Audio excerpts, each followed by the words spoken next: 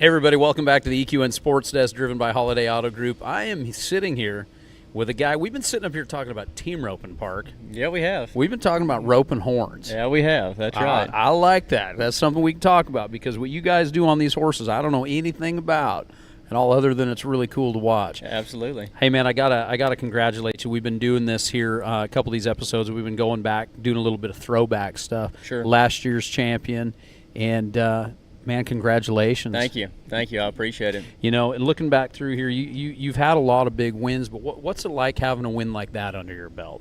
Well, I mean, you know, any win feels good. Just a little bit of solidification on, you know, what you've been doing at home is showing that, you know, some benefits. But this sport has so many variables to it. You know, it just, you can have the best horse, but that doesn't necessarily mean much, you know. And so it's just, it feels good to go into a night and have it click for you. Have it all work out. Have the 3 cows you want in the cutting and the horse to rein the way you want it to, and then draw the right one down the fence, you know. And so it just, it's rewarding for sure, and it makes you want to go home and keep working hard. Absolutely. Yeah. So speaking of home, tell me a little bit about the ranch. Yeah, we are in Goliad, Texas. I'm the 6th generation. First generation came over in 1834 from Ireland. 1834? Yes, sir. Wow. Yeah, he came and settled that deal and fought in the Texas battle for independence. And after the battle, they gave land parcels to everybody that fought there. And so that's where he started his land holdings, and it's grown from there. Really? And so, yes, sir, I'm the 6th generation on the ranch. And, that's outstanding. Yeah, I've been very fortunate. The family is great to work with. The generation before me is starting to kind of pass it over. Sure. So it's been good. So what is it? How many uncles, brothers, moms, dad? What does the whole family tree look like? Well, on the ranch? we were pretty fortunate. So speaking of the roping, you know, we have Thomas O'Connor settled it all. Okay. And then Thomas had 2 sons, Dennis and Thomas. So like the Bramans, they come from Dennis's side. And then I come from Thomas's side. Now it all makes sense. Yeah, so we're all very contiguous. That's all right there. Okay. Yes, sir. Okay. Yeah. And then so, you know, past that, there were several family members. The generation before me, I have 3 aunts and 1 uncle. 2 aunts, or 1 aunt did not have any children, 1 uncle didn't. So unlike most situations, we're actually going down in numbers. Gotcha. And my cousin and I work together very well. So we're taking what was once 4 and now 2 and really using this opportunity while the family is smaller to get a good structure together to pass on for more generations to come. You know, how cool is that? Just we went through the whole family ranch deal that happened just the opposite. And you know how that turns out. Yes, sir. And it turned out that way for us. Yeah. There's no more ranch. Yeah, it gets very difficult. It gets very difficult when you have all the families involved, and it's sad when it happens that way. Yeah. I mean, I lived through it. Sure. And that's very, very cool that you guys are doing that, and also able to put your heads together and say, hey, how can we perpetuate this? Right, absolutely. Good for you guys. Absolutely. Good for you guys. Yeah. So the Brayman, how does that, the Braymans, and are you cousins with the Braymans? Yes, so sir. That's what it is right now. Right, Okay. yeah, so Dan and Thomas and all those guys are my cousins, Well, I mean, that's Team Roper City over there. Absolutely. That is Team Roper City, for sure. Yeah. I had no idea that was the deal. For sure. Yeah, and it was an interesting story just because of Dad and Dan being friends. So Dan's got obviously his large hunting operation now, and he hunts all the turkeys off the ranch. And when I was younger, I'd rode cutters and stuff like that, but I wanted to start to learn how to rope. Well, my dad had met Mike Capron in Van Horn, you know, the cowboy artist. And he had called Mike and knew Wilson very well because Wilson had just started making bits and spurs, and Wilson was rodeoing with Shot. So Shot's the first person to ever teach me how to rope when I was 12. You learned to rope from Shot? Yeah, and then I went out there and lived with him. And Cowboy, that's how I got to Lubbock and to do, you know, and I just fell in love with West Texas.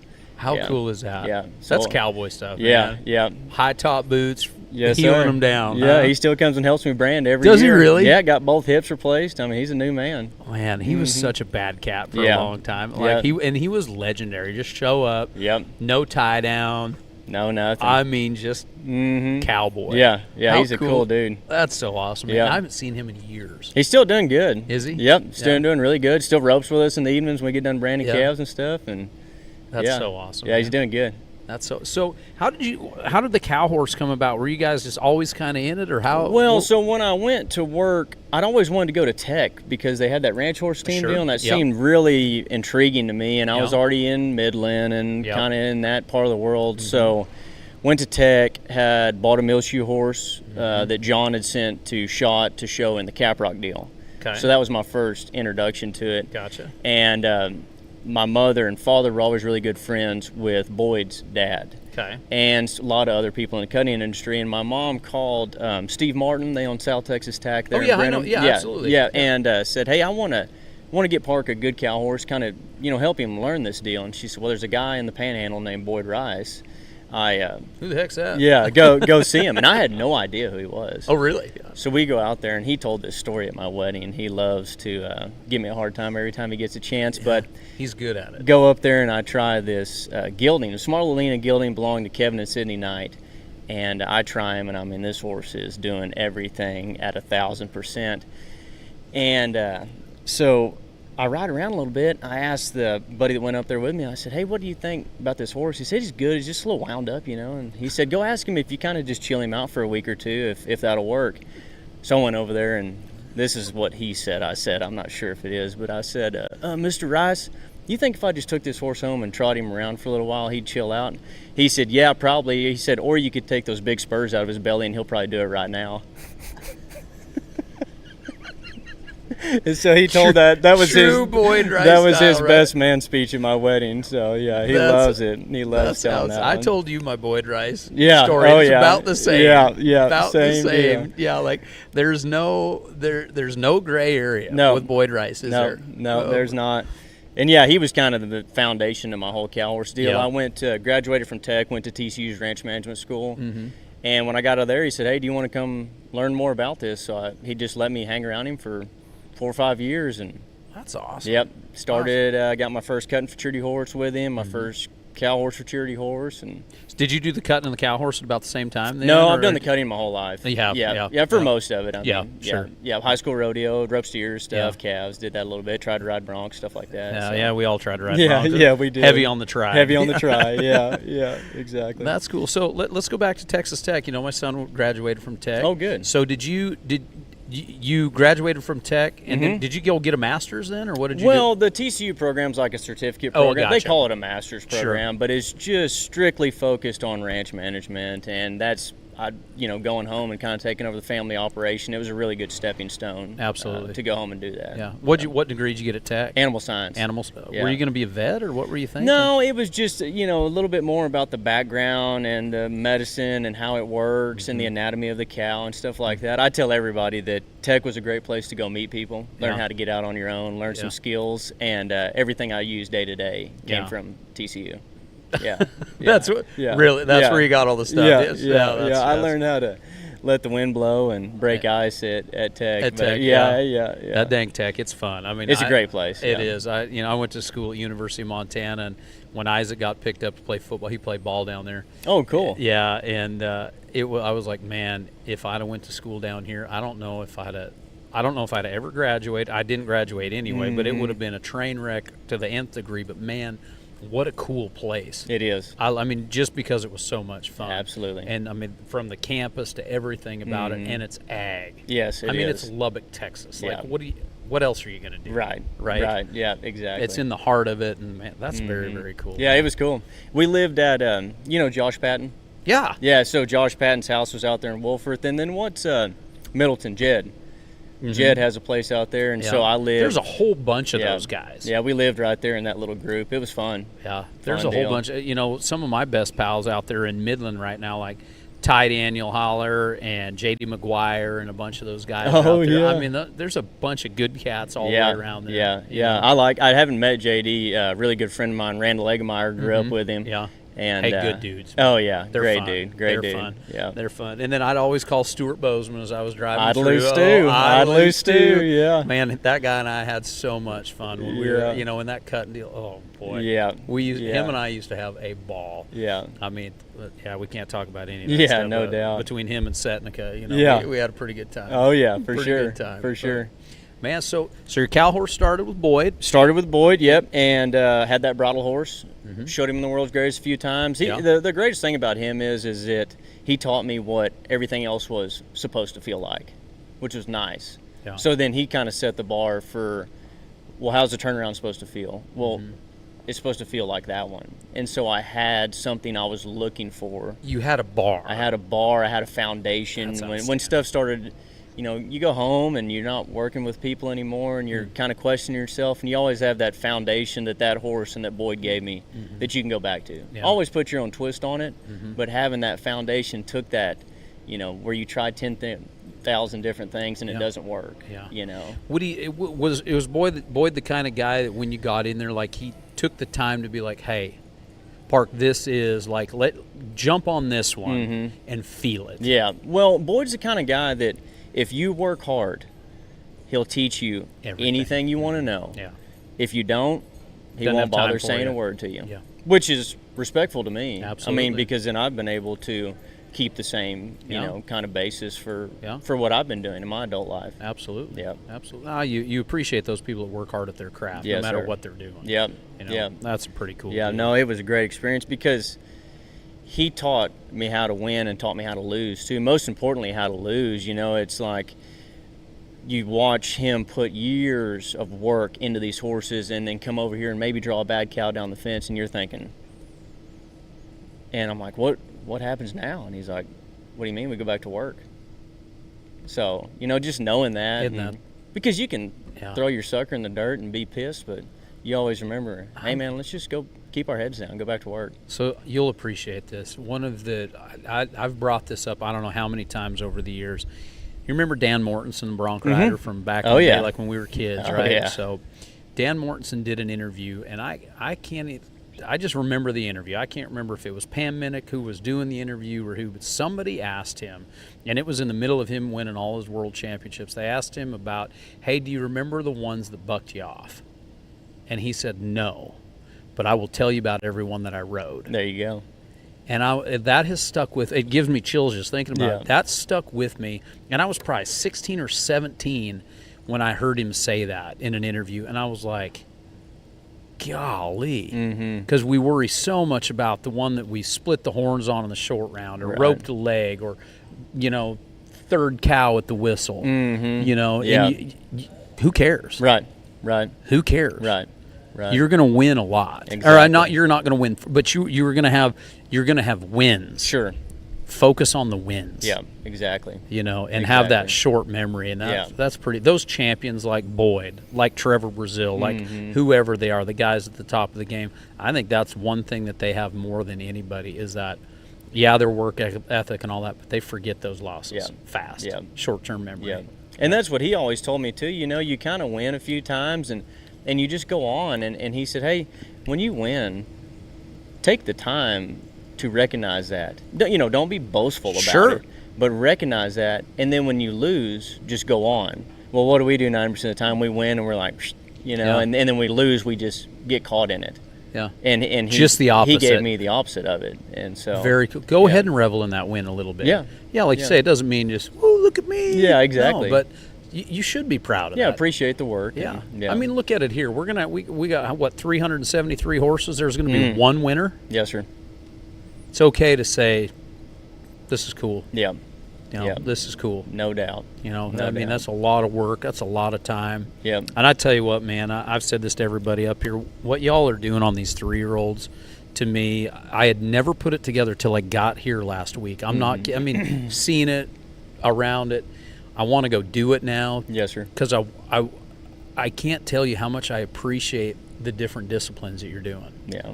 I'm serious. Like, I can't believe it that this much work goes. I know what goes into building a head horse or a heel horse. I can't imagine taking a 3-year-old and asking them to do 3 completely different things and doing it successful within days apart. Like back to back. And I've had a couple guys kind of explain to me their training programs or whatever. Like, I have no idea how that would work at the house. Like, zero. It's pretty cool. Yes, sir. Yeah, What it is. What a great deal. Are you still riding cutters a bunch? A little bit. Like, so if I have a 3-year-old that maybe just doesn't want to lope, you know, because they have to be natural lopers in this deal. Yeah. So like last year I had a little Don't Stop Believing. Wasn't a great loper, very cowy.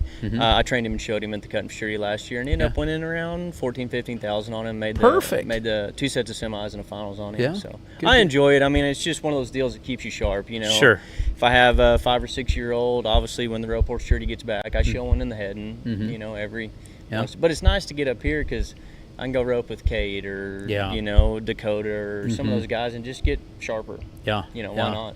Yeah. It's only an entry fee. Yeah, it's only a fee, right? Hey, I'm so appreciative of like what Cade's doing right now too. Like he's kind of all over the board, and I think it's all like he's a cowboy. Yes, sir. He's a cowboy, and of course Dakota. Yeah. Man, I remember Dakota when he was 12 years old.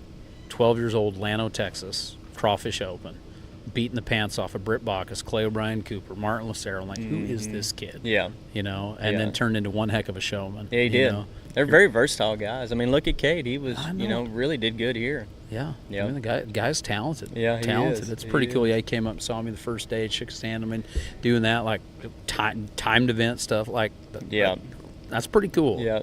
That's pretty cool. It is. Man, you want to go ahead and watch us run a little bit? Sure. Walk through it. Let's see what it's like to be a champion. So, little Stevie Ray Vaughan right here, right? Yes, sir. Little Stevie Ray Vaughan Gilden. He's a good horse, you know. We tried to cut on him a little bit, and he didn't want to do it. And he just, like, going back to just being a natural loper, he's a natural loper and he's fast. He kind of gave me the idea that, you know, if they turn a fast cow in, I'm okay. Cow comes in, feels good. Like I said, the little horse can run, so everything's good here. We get to that first turn, pretty good control. Cow didn't honor me a whole lot, so I thought, why don't I just do the right thing, loop, stay in position, set it back up. I can kind of feel him lock in, a little bit patient, trying to get that cow back to the fence. And then right here, he was so close, I thought, man, let's just go get it on and see what happens. Horse always circled good, stayed close to a cow. And I had no idea what they were going to mark me. I just thought, got the chance to go be aggressive, so let's go see how it shakes out.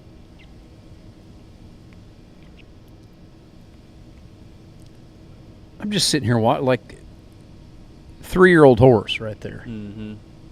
Had to feel outstanding. It looked great. Yeah, he was a good little horse. Good horse. I'll show you a video of Dakota roping on him when we get done. Really? He's pretty good in the heeling, too. I bet. He looks like... you can use your rope like that guy can. Oh, there's no... He's got the most unorthodox deal, and, like, could use a soft loop, or soft rope in this big old loop, and just heels them. Yeah. Makes him look so cool. Yeah. His style, like, nobody can duplicate how Dakota ropes, that's for sure. Yes, sir. So, watching that run down the fence, like, how do you take a 3-year-old and set him up for that? Because, like, right there... like, I'm starting to actually kind of get a little bit of eyes for this. I mean a little bit. But, like, you're going down the fence. You're not kicking by him immediately. Like, you're kind of setting up. It's just like if you're setting up a run, like setting up a head horse, right? Yeah. Talk to me about that, because I'm seeing it, and it kind of makes sense, but you set him up, and then you send him. Like, talk me through all that. Yeah, you know, it's just a lot of position. It's like the same, I guess, for in the heeling. If you're out of position and then you have to gain a lot of ground going to the steer, to regain your timing's harder. But if you're in position... Absolutely. And so trying to get in position when we leave the corner so that the you know, Yerlin's not running 27 and I'm running 26 and then 30. You know what I mean? And so... I tried to get them in there and get them where they want to rate. So you do want them to rate? I do. I want them to get right there on the hip. Like you watch Matt Cook and those guys, when they leave the corner, they're in position to turn from the minute they leave, and they're just really, really patient. You're just right there? Just patient. Okay. Enough to not shut them down, but enough to keep them driving to that spot. So you're rated there. What about your left and right? Like heeling, you know, we talk about this right here. That's got to be important too, doesn't it? Yeah, it's a little bit of the variable of the cow. Like what's the cow's bubble, you know what I mean? You see guys that'll get a little too wide, and they'll shut down on them. Okay. And then you see, because they get out there in the eye a little bit, or you get too close and they move into you and take you off the wall. So it's a fine line. Sure. You know, but like that little horse, what I've always equated to what I thought was going to be a good fence horse, unfortunately, is not my best cutting horse, because they always, to me, I'm always having to remind them, hey, draw, turn, because they always want to be up against the cow, and it seems like the first couple times I go down the fence on them, when I ask them to go circle, that's where they wanted to be there the whole time. You know what I mean? And so that horse, he was a good cutting horse. He's not the best cutting horse I've ever rode, but he always wanted to be up against the cow. So I knew that if I had to go gather one up, he wanted to be up by that ear tag or wanted to be up by that shoulder. He wanted to have contact with him, which I like. Absolutely. You know? Absolutely. Because when I need him, I want to be able to drop and feel that horse like, I'm going to go get him. I'm going to go get him, right? Go get him. Yeah. You know? Yeah. Yeah. Well, you know, on those cutters, the first time you heel on a cutter, every time, I don't care if you heel-o-matic 1,000 times on them and lead steer 1,000 times, that first time that somebody turns one in front of you, they're going to jump through themselves. Trying to look at them with both eyes. Trying to look at them every time. Yes, I don't care. You know, I'm sure you've done it. You know exactly what I'm talking about. You know, and it's hard on some of them to get that out of them. Right. You know. Right. Then they get a little resentful They to do. you because you're just constantly mashing them, asking them to get up there. Yeah. You know. Yeah. But the ones that do want to get up there, a different story. You know? I like it personally. Yeah. I don't really mind if one wants to duck their shoulder in, because when they turn one in there that's a little wild for you, I'm just going to hold you out, and when it's time to go, I'm just going to let you eat. Just let you eat it. Yeah.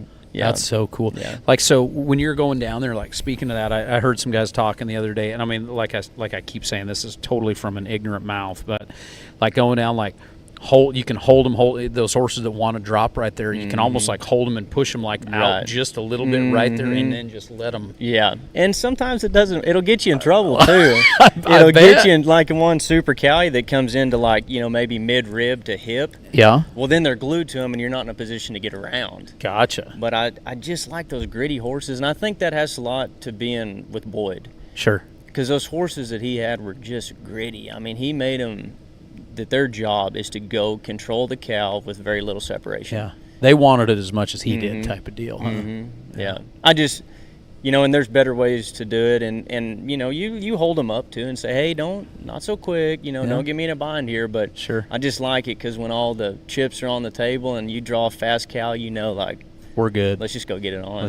Yeah. That's so cool. Yeah. That's so cool. All right. So what's happened so far at this show with you? So I've got 3. You know, I didn't go show anywhere before I came here. Really? Yeah, this is the first time my horse ever seen an indoor arena. Oh, so you're like, let's just pretend it's the cutting Futurity. Let's just bring them all to town right here. And we go in pre-work a little bit. You know, I went to some places in pre-work. Boyd has a little pre-work in Graham I went to.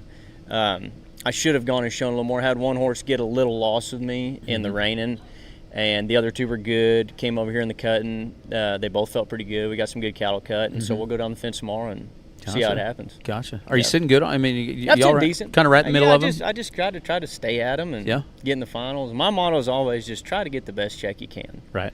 Yeah. And if it happens where you're up there, good. If it doesn't, we paid for the trip. We learned a lot, and we're going to go do it again next year. Nah, just be there. Let first take care of itself. Yes, that's for sure. Yes, that's sir. for sure. Man, this is fun stuff. What do we got after this? So after this, just back home, sell all the 3s, go home, push restart. That's it. Branch a little bit. Nothing in the Futurity this year? Nothing in the cutting Futurity, nothing in the rope horse Futurity. We'll just go home and ranch and hope that screwworm doesn't get us. And boy, howdy, huh? God dang it. Oh, man.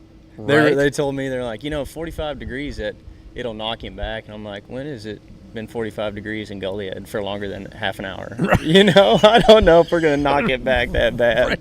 No. But yeah. What are they saying? Like, what's the whole what's going on right now with that? Well, so I'm on the board of directors for TSCRA, Texas Cattle Raisers Association, and for a long time we kept that kind of 700-mile fence in Mexico. Okay. We lost a little bit about 2 months ago, 350 miles from the border, and then 2 weeks ago we had a case 70 miles from the border. What does it do to them?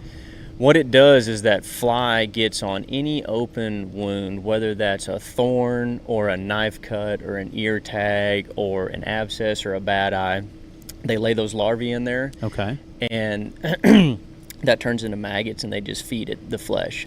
They just eat them away. And then so it's just going to, take away from the health of the cattle. And you just got to stay on top of it. Luckily, I've got bunch of really good guys at the ranch. We do like a rotational grazing program, so we're always in our cattle. Sure. Everybody ropes good, and get some doctored fast. Knows cattle. So it's just going to be one of those deals. So it's a maintenance deal, is what it is. Yeah, it's a maintenance it's a maintenance deal. But the biggest thing that's going to get us here in the U.S. is getting a fly production facility like the one we've got going in Mission up and running. Oh, really? Because sterile male flies is the only thing that's going to eradicate it like it did in the 60s. Because a sterile male, a female only lays one time. Okay. So a sterile male breeds a female, she lays non-viable eggs, she dies. That's how we can get it. So you just got to breed it out, basically. Yes, sir. Yeah. Yeah, and obviously I wasn't around in the 60s, but they just bring those sterile flies, drop them off in a hot spot. Sterile males go out, breed the females. The life cycle starts, female dies. Eggs are non-viable. Eggs. Yes, sir. Wow. Yeah. Holy smokes, I had no idea about all that. Yeah. So, but it's kind of like COVID. Yeah. Because our generation, when they said COVID, this first COVID we've ever had. What do you mean? What are the rules and regs going to be? We don't know. And so, for a lot of young cattle producers like myself, we weren't there in the 60s. We don't know. There's times where I thought it might be a good time to get out of the cow business. Oh, boy. It is not a good time to get out right now. It's not. It's not. But, thank goodness you didn't do that. Yeah, I didn't do that. But I thought, a guy like me trying to get in is not any fun. No, top of the market. Right. Top of the market. Right. Yeah. Yeah. No. So. Well, cool, man. Well, Parke, thanks for coming up and hanging out. You bet. Thank y'all for having me. And good luck on your horses. I appreciate it. Absolutely. We're going to need it. Great talk. Yeah. Thank you, Drew. Hey, man, this is what it's all about right here. This is a whole lot of fun. And guy's still in it, one of our past champions. And what'd you say? You had 3 of them left? Got 3 of them left. 3 of them left? Yeah, one maybe not a good shot, but 2. 2 of them? Try to complete the pattern. Just complete the pattern. How it falls, yeah. Yeah. Well, that's what it's all about. All right, everybody, we've got more action coming. We're inching closer and closer to those finals coming up here at the end of the week here at the Snaffle Bit Futurity, all brought to you by Metallic Cat. I am Drew Stew on behalf of Parke. We will see you in a little bit, everybody.